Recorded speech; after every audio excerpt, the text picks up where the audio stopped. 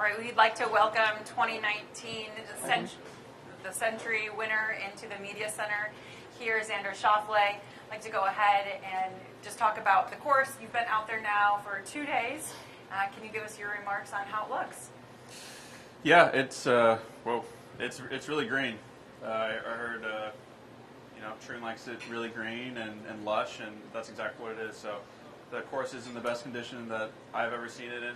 A little bit of rain's made it a bit soft, but hopefully the wind sort of picks up and the balls start to roll into those spots you don't like them rolling in, and it'll make the tournament a little bit harder. You took a little bit of time off here the last couple of months. Can you talk about what you worked on your game and how you feel heading into the 2025 season? Some of the same stuff. I'd say everything I was working on with Chris last year it's still not, it feels like my swing, but it's still something that's a little bit uncomfortable. As long as I'm producing good shots, I feel the confidence to keep moving in the right direction. And obviously got a lot of confidence after some results last year, but some of the same stuff, getting the club in certain positions and trying to move the correct way. So a lot of the same, to be honest. Awesome. We'll go ahead and open it up for questions. We'll start right here with Doug Ferguson. You have a mic, so I thought it was you. We'll go ahead to Brody. Yeah, okay, so you say you're still getting that comfort with your work with Chris. Mm-hmm. You won 2 majors last year. Does that mean that there's even more way to go and even more growth to kind of build on what you're at? I think so. There's certain times when you're trying to push your swing to a certain place, or you stack 2-3 good weeks in a row, and you feel really good. I'd say that was sort of last year was Quail Hollow. Going into Valhalla, I felt really good. The Open is a different beast. You're just trying to keep the ball in play, keep it low, leave it on the right side of the hole with the wind. So 2 completely different sort of styles of golf that cater to different things from your game. But yeah, I'm excited. I'm excited to keep working with Chris and sort of see how well we can put the full swing together. What's a normal length of time when you are rebuilding something as largely as you were? I'm not sure. I've never really tried to. This is my first go around, so hopefully everything feels normal sooner than later. But just like anything else, when you take some time off, I took a few weeks off of playing golf, and old habits die hard. So I start to shift back into sort of old swing patterns, and it feels equally as weird to get back to what he wants me to do, versus the first time around. So just work in progress. For someone who won 2 majors and had a tremendous year, is there any part of you that feels a little bit under the radar given how much attention there is on Scotty? Yeah, just kind of cruising around right where I want to be. It's a wild time, winning 2 majors and being further away. We're closer to the 30th ranked player in the world than the first is. Hats off to Scotty. He's a beast. So do you feel that way? What's that? Do you feel closer to him than you do to? I'm just based on the numbers I looked at this offseason. He just kept winning, even in sort of his downtime. He won another event, which pushed him even further away. So it's one of my goals that'll just have to stay on the calendar for a few more years. Think it'll take that long? If I get there, I'd be very happy. But I try not to be too results based, but just based on looking at the numbers and what I'm told, yeah, it's going to take some time and some patience. And then lastly, do you know who's number 30? No. Okay. Thanks, Doug. Go right here to Adam. This guy has put me on blast already. What was your reaction to Scotty having a WD? Wasn't that? It's a huge bummer. I hope he's okay. I'm here. I heard he was going to be back for American Express. Then you hear he has surgery. I didn't feel too comfortable texting him, saying it's weird because we're competitors, but at the same time, he's such a nice guy. And him and Marin, I just hope he's fine. We're a lot better off with him here in Hawaii than not. So hopefully he gets a full recovery and he's fine. When I think 4-win season, then a little low, then a big season last year. How do you keep from having? What do you think you maybe learned from when you did go through a lull that you try to avoid this time and keep winning? It's hard. You probably talked to Scotty about he won 9 times or something like that, or 7 times, or 8 times, or 9 times. I've never done that. I've only won 3 times in one season, never 4. So you don't really focus on the wins. They stack up when you're focused on the little things, and I think that's what the best players do is you focus on practicing and prepping the right way, and then you focus on small shots with your caddy, and then at the end of the day you give yourself a chance on the back nine, and then in those moments is sort of when you feel a little bit more heat and if you're comfortable or not to close. And that takes a little bit of practice, and luckily I got a little bit last year. When you did review your stats, what stuck out? My wedge play sucked. Yeah, it was really bad, really bad. It's golf is tough. It's with my club pitching a little bit more vertical, my backswing, it's not catering to the best wedge. It's great for driver, great for long irons. The stats show that, and then with wedges, it's the club's moving around a little bit. And it's not ideal for hitting a distance wedge. So it's something I'm trying to work on. Still working on it now. Still trying to figure it out. Get the right feel for it.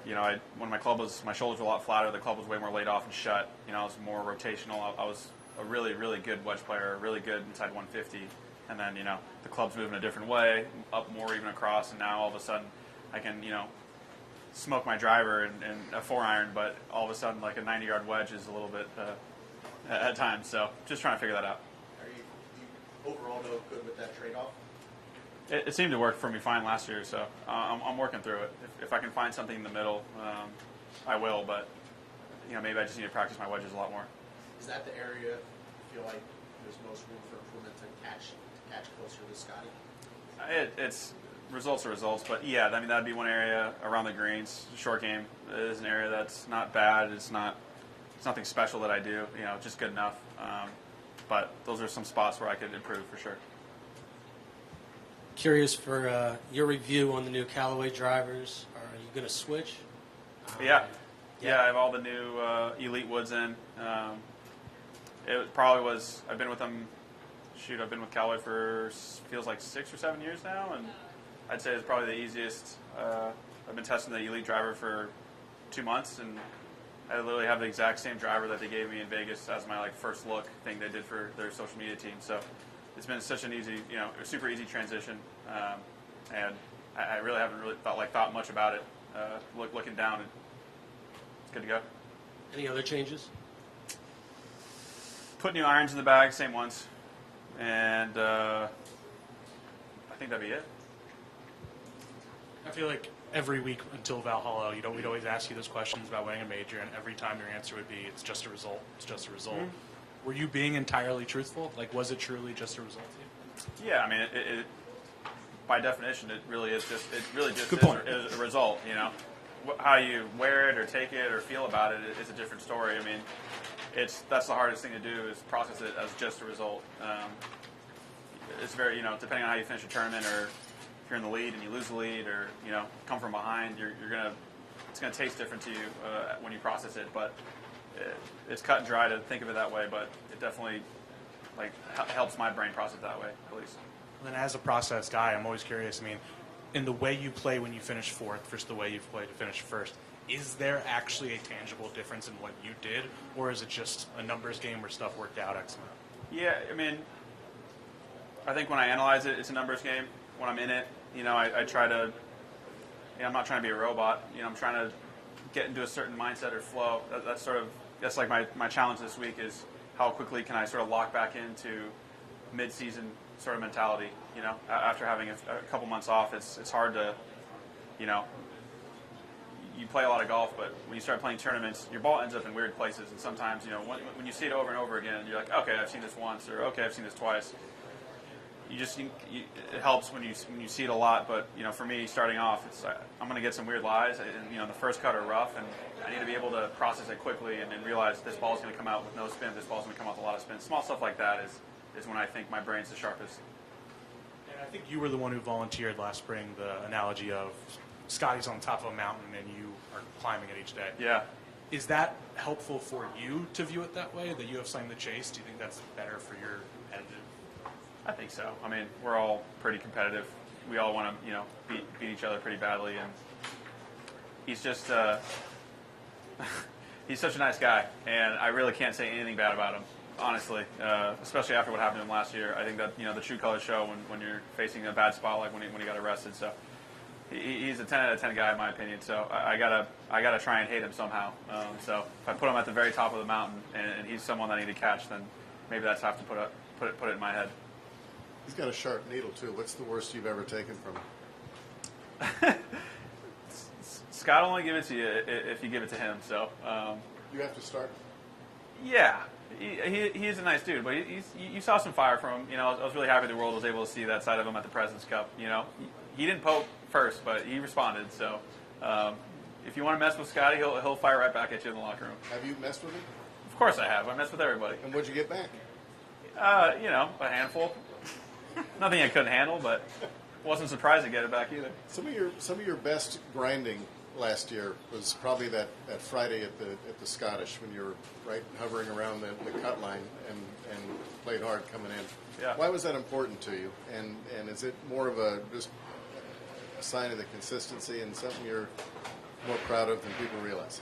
I feel like, yeah. I mean, I feel like I just take it really personally. You know, I feel like you try and shape up your game to a place where, you know, you either win or you don't, and it sort of shakes down to that. And when I was a rookie, I missed a lot of cuts by one shot or Corn Ferry or rookie year on tour. And even when I missed it by one, I'm the guy who thinks he can hole out from the fairway, like I did at Riviera, to make the cut by one and have to make like a 4-footer in the dark. So it's like, there's a certain self-belief in me, and I take that stuff personally when, you know, I'm on the cut line or too far back, and it's a huge challenge that I really enjoy in the game, is when you're sort of there and the pressure's up and you might be in 60th or 70th, but you still have a lot to prove to yourself.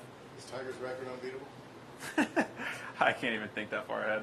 I know that's just a result, but that's in a different category. So I'm just like you said, I really enjoy playing golf tournaments, and when there's a cut line, I enjoy battling that out too.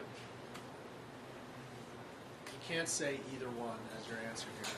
Is there a major that you still need that for the career Grand Slam that you most want to win next? Either one. I'm not picky. I'm really not. You know. Is there one you think suits your game better? I feel like Augusta would be a decent place for me. The redesign has gone more distance biased too, so that could sort of pair into me hitting a little bit further, giving me some edge. I'm always looking for an edge any way I can, so maybe that. But you know, I love U.S. Opens. They're sort of that. Every day at a U.S. Open feels like you're on the cut line. That's just the beauty of that tournament. It's an absolute monster. So again, I'm not picky at all. What's the status of your dad's place over here that he's been working on? Yeah, it's great. Yeah, it's my wife and I went over. We hopped over there for 20 hours. I was with my mom and dad over there, and it was beautiful. We caught a sun. It was a little bit rainy, and then the sun kind of broke out. But it was awesome to just be there. His container's still there. He's got some new equipment, so he's kind of progressed out of the dark ages of using a hand machete or something to sort of clear out some area. Got on some heavier equipment so he can make some more progress. But he loves working on the land, and I think he just feels really good, feels healthier, and is just a happier guy. So that makes me happy. Xander, if somebody had told you a year ago in January how your year was going to go, what would have surprised you? Or maybe pleased you. I don't know how you want to look at it. I mean, I would have been pleased if they told me that. I honestly don't feel like I would have been crazy surprised. I mean, I've been very close for a very long time, and I had a really strong feeling after I won the PGA just to really get over that hump that I was like, just give me a chance at another one, and I'm going to get it, is sort of how I felt, and then I was able to do that at the Open. So there was this like overwhelming amount of sort of validation and belief that kind of grew in me that, thank goodness, I did it. I can do this again. And so I think that's where you saw that sort of a quick clip of the two. I would think, I wouldn't know obviously, but I would think some players when they got past that hump and got the first one, I wouldn't say there'd be a hangover of a celebration, but do you think it's normal to be thinking, I need the next one and I need it now?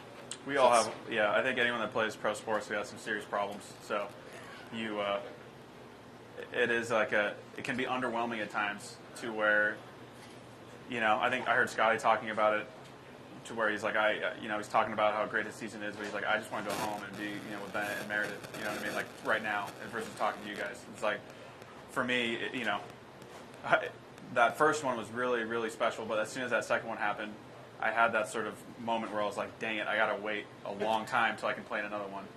And that's sort of like, you don't really, really have to set some time aside to enjoy it with some family, with some friends, share it, appreciate it. But, you know, it was nice that I came in the off season. I would have loved to just run straight back into all 4 of them, you know, shortly after. This is what I've always wanted. Anything else? Do you ever have the proper celebration for winning the majors that you thought you might? I feel like I've had sort of special moments with, now that I'm in Florida, I've had a few friends, you know, some of my wife's friends and some of my friends come and visit us, and they're very, you know, it wasn't like everyone all together, but it was very like individual sort of celebrations that were able to grab dinner and sort of talk about it and sort of their experience with it and them yelling in front of the TV, and these are people I've known for a very long time. So yeah, I think I wasn't able to bring it with me to share it because my parents had the trophy, but definitely, you know, set aside a you know, special moment to sort of share that with friends. All good? All right. Thanks, everyone. Good luck this week, Xander. Thank you.